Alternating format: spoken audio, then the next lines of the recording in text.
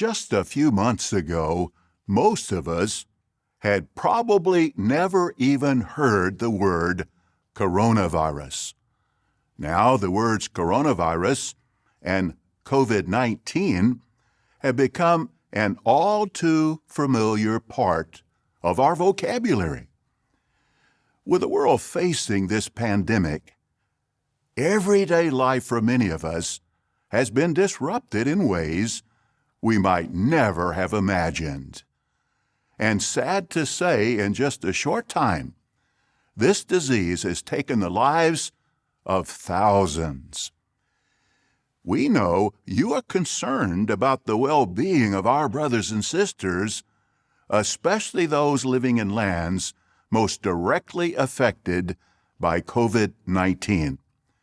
Well, in this report, we'll hear from responsible brothers in Korea, Italy, and the United States to find out how our brothers and sisters are doing and what steps are being taken to assist those facing this serious health crisis.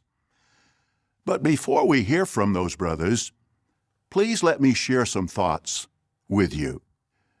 The spread of this disease is distressing, to be sure. But we're really not surprised to see the world in the grip of such pestilence, are we? Jesus made it clear at Luke 21:11 that pestilence would be part of the sign of the last days. And in Revelation chapter 6, the ride of the fourth horseman includes mention of deadly plague. So the events unfolding around us are making clearer than ever that we're living in the final part of the last days, undoubtedly the final part of the final part of the last days, shortly before the last day of the last days. But while the situation is serious, as Jehovah's people, we do not need to panic. And Isaiah chapter 30, verse 15, tells us why. Let's read that together. Isaiah 30, verse 15, "For this is what the sovereign Lord Jehovah, the Holy One of Israel, says, By returning to me and resting, you will be saved.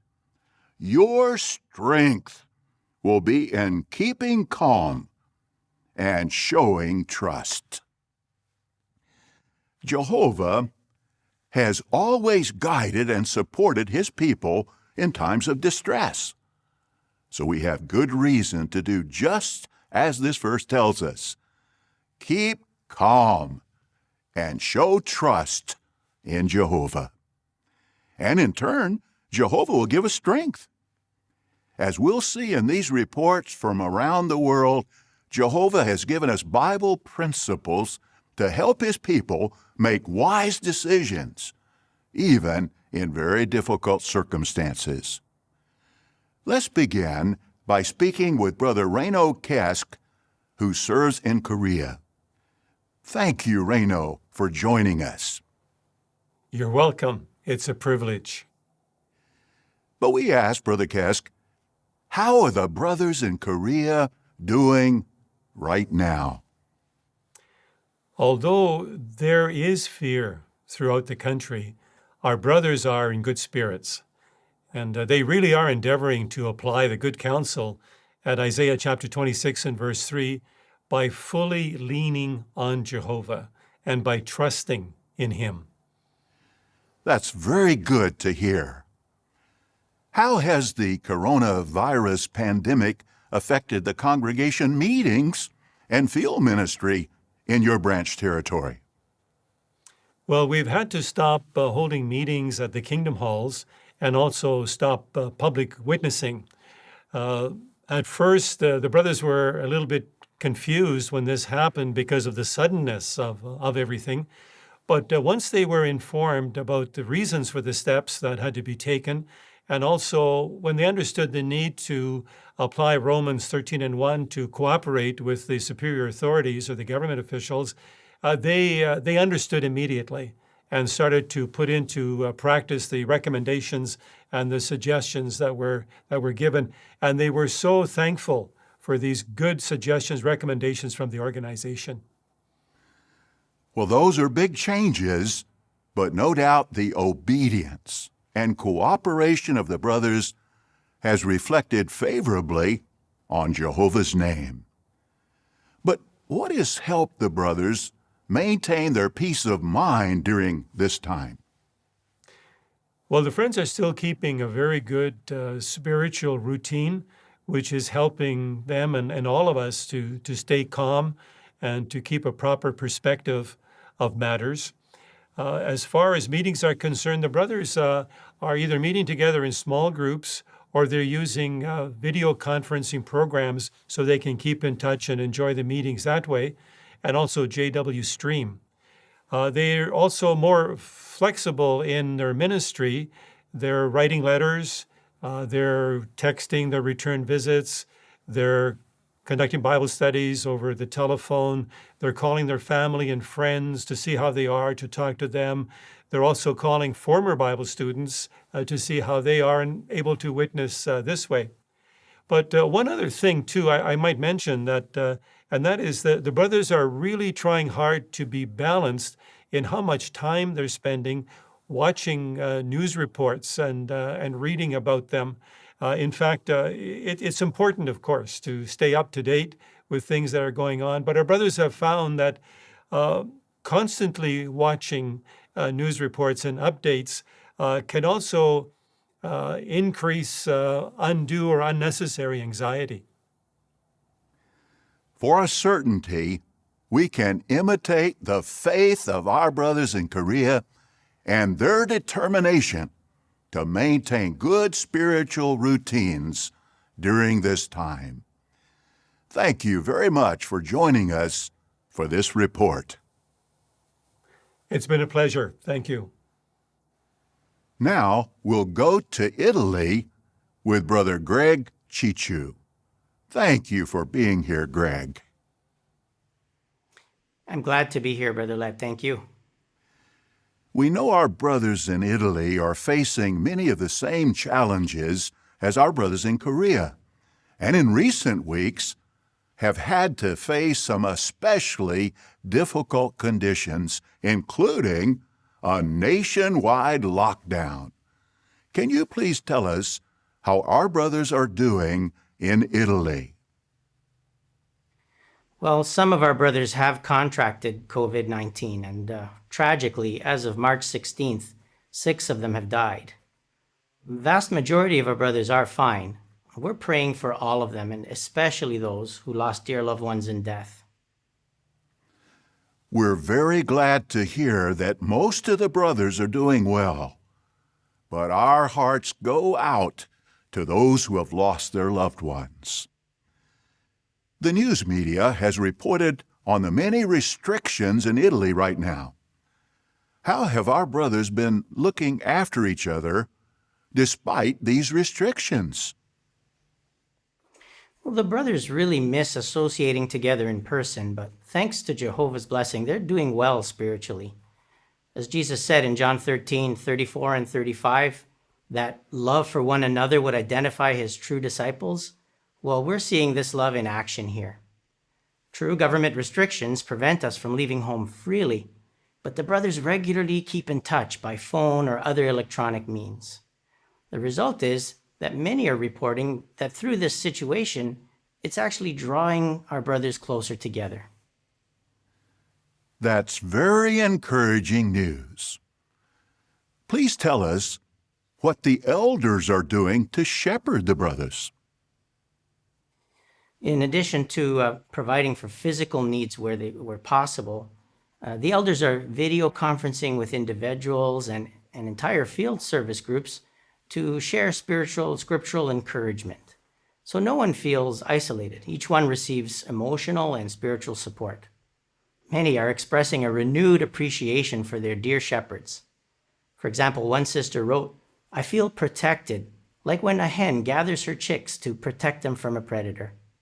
Another brother said, "I feel Jehovah's love through my elders. Just as Isaiah 32 verse 2 says, our elders are really proving to be a hiding place from the wind and a place of concealment from the rainstorm. How very encouraging.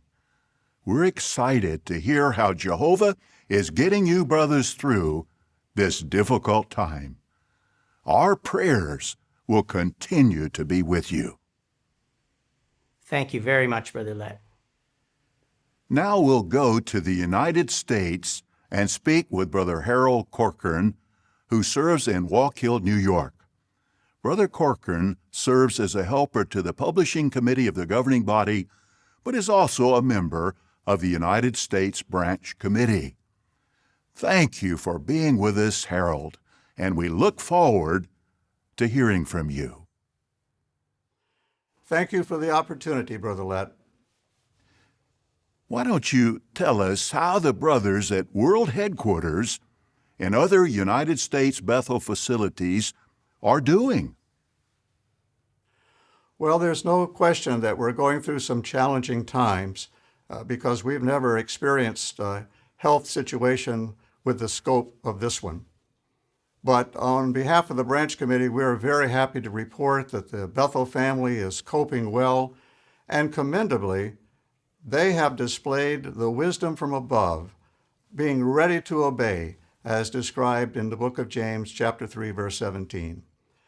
And likewise, our brothers in the field, they are quick to respond to direction from the branch office. That's very good to hear. Can you explain what practical steps the brothers are taking to avoid spreading the coronavirus? We're taking very seriously the guidelines that we have received from medical and government authorities regarding steps that can be taken to prevent the spread of the virus. There are some basic reminders, such as regular hand washing, not touching the face, avoiding hugs and handshakes, and making sure to disinfect regularly surfaces that are often touched. And if someone is sick, they should stay home.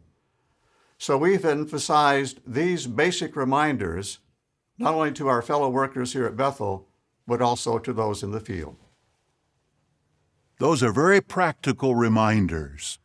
Even I've been greeting my brothers with an elbow bump instead of a handshake. Can you tell us what other measures have been taken to keep everyone as safe as possible? Well, as a precaution for the Bethel family, for our brothers in the field, and for our neighbors, no tours or guests are permitted at our Bethel complexes at this time. At the direction of the governing body, no guests attended in person at the recent Gilead graduation, and the Bethel family was directed to watch the program from their personal rooms.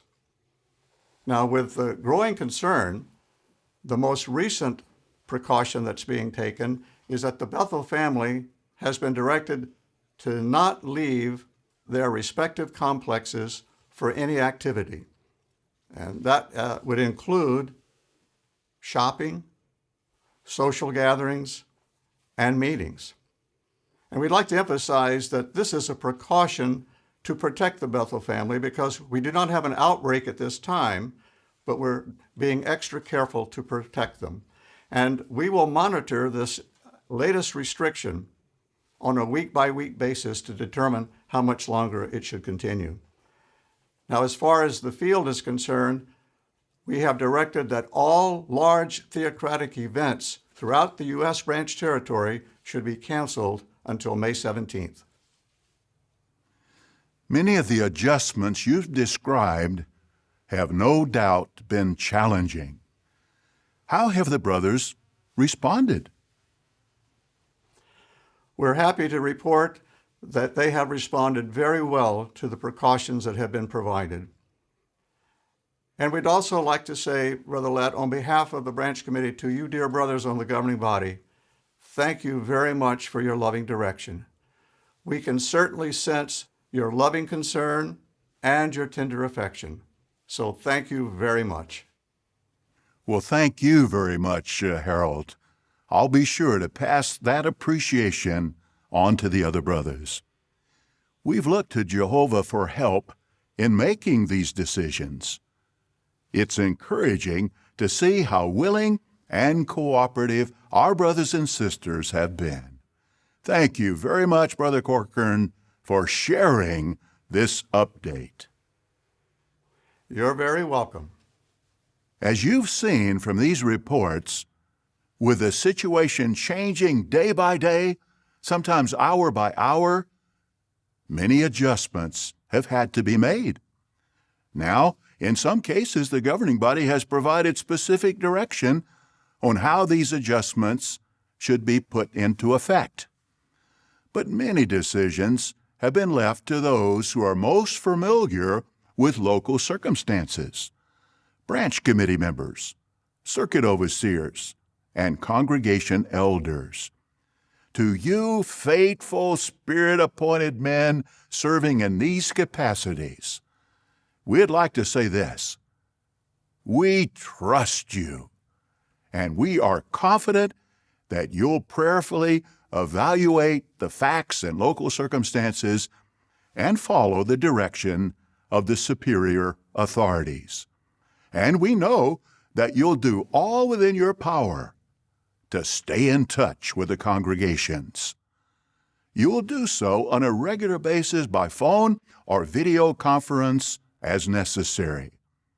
We're also confident that Jehovah's Spirit will guide you and give you the mature judgment needed at this time to apply Bible principles properly and to provide clear direction. As for the rest of us, whether the direction we receive comes from the governing body, the branch, our circuit overseer, or the elders, we want to follow that direction closely. It can serve as a protection now. And really, if we think about it, it's good practice as we head into even more turbulent times ahead. Before we conclude, we'd like to share a few thoughts about the upcoming memorial of the death of Jesus Christ on April 7th. There's no virus, no pandemic in the world that can dampen our appreciation for what Jehovah and Jesus have done for us, or weaken our determination to observe the Lord's evening meal. Our gathering to commemorate that important event is more than a tradition. It's a command, recorded at Luke 22, verse 19. Let's read that together. Luke 22, verse 19. Also he, Jesus, took a loaf, gave thanks, broke it, and gave it to them, saying, "This means my body, which is to be given in your behalf. Keep doing this in remembrance of me." So will we keep doing this in remembrance of Jesus as he commanded? Absolutely. But how we do so may vary depending on our local circumstances. If it's possible in your area, we encourage you to meet with your congregation. You can be sure that the elders will take practical measures for the benefit of all those attending. Of course, in some areas, local circumstances created by COVID-19 may prevent you from meeting as a congregation.